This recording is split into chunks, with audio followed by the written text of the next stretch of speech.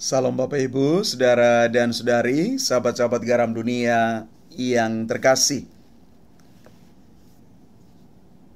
Belakangan ini, sebagian besar masyarakat Indonesia muak terhadap sikap dan tindakan orang-orang beragama yang cenderung fanatik, keras, dan memonopoli kebenaran religius. Kelompok seperti itu sering dikatakan sedang mabuk agama. Orang mabuk agama bukan karena ajaran agama itu buruk, tetapi karena mereka tidak paham atau karena sengaja menyalahgunakannya demi tujuan yang tidak benar.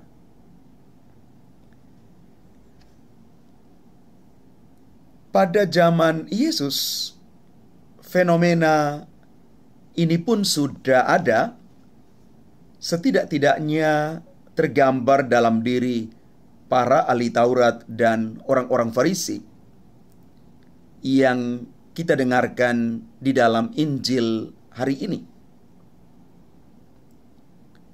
Maka Yesus pun mengecam mereka dengan kata-kata yang sangat keras. Celakalah atau terkutuklah.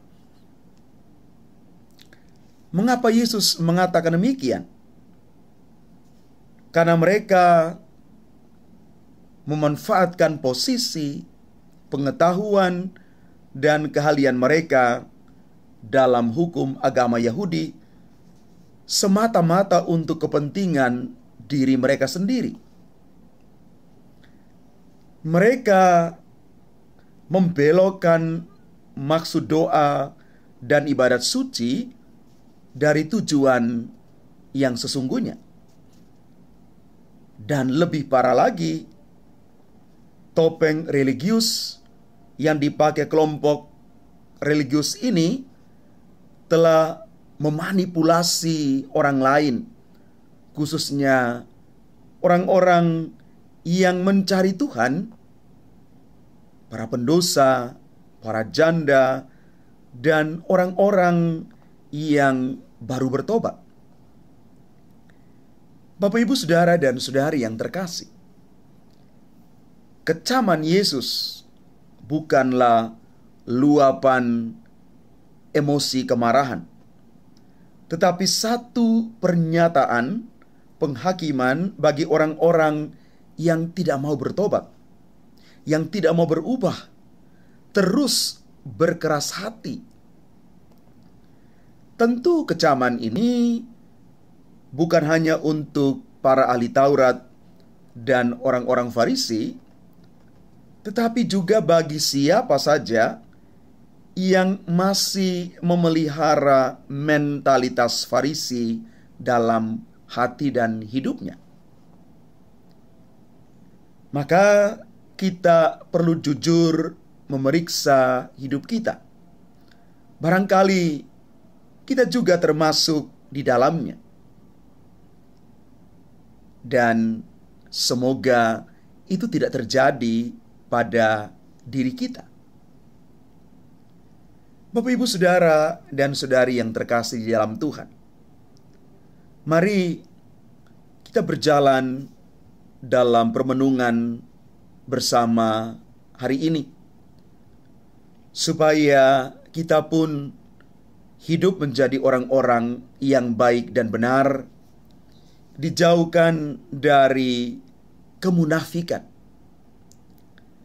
Kemunafikan yang membuat kita menjadi tidak bertumbuh dan berkembang menjadi orang-orang yang beriman, yang berakhlak benar di hadapan Tuhan dan sesama.